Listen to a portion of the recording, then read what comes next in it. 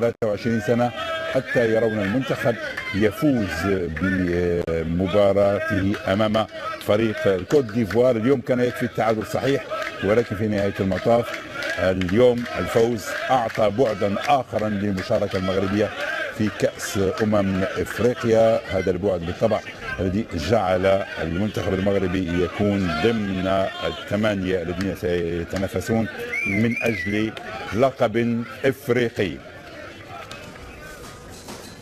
مرحبا بكم من جديد معنا سيداتي وسادتي. فعلها المنتخب المغربي، كان يكفيه التعادل ولكن بحث عن الفوز وتأتى له الفوز، هدف مقابل لا شيء. لم يحدث ذلك منذ الثالث والعشرين أو 13 من أكتوبر عام 1994 حينما فاز المنتخب المغربي على نظيره الإيفواري بهدف مقابل لا شيء. بنفس النتيجة أعاد هذا الجيل الانتصارات بهدف مقابل لا شيء، ولكن هدف ثمين جدا على اعتبار انه يعطي بطاقه المرور الى الدور القادم. نذكر بالهدف الوحيد للاعب للبديل الذي دخل في نهايه الشوط الاول، رشيد علوي، الذي تمكن في الدقيقه 64 بمهاره بالطبع فرديه.